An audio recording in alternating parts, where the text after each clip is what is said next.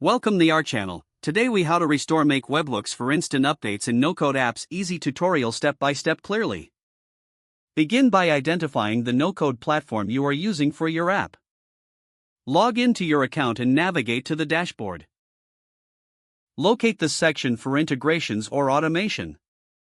Find the option to create a new webhook. Click on the button to add or create a new webhook. In the webhook settings, copy the URL where you want to send data.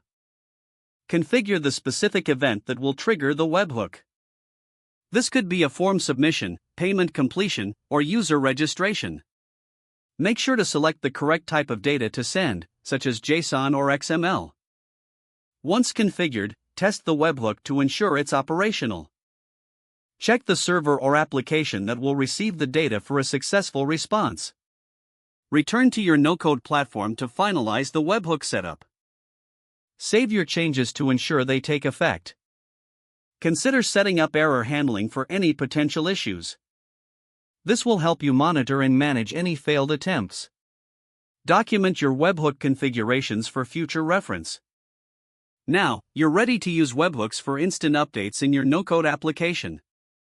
If the page does not load, refresh the browser or try again in a private or incognito window. Make sure you are using the correct email address, then retype it carefully to avoid small typos. If your password is not accepted, use the reset option and create a new strong password you can remember. Check your spam folder for verification or security emails, then complete any requested confirmation steps. Enable two-factor authentication if available to improve account security and reduce unauthorized access risk. After signing in, review your profile details so your contact information and settings are accurate and current.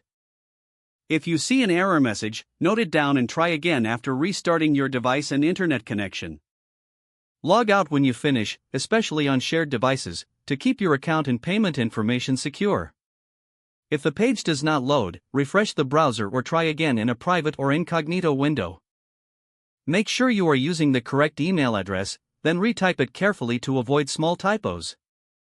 If your password is not accepted, use the reset option and create a new strong password you can remember. Don't forget to like this video and subscribe to our channel for more step-by-step tech guides.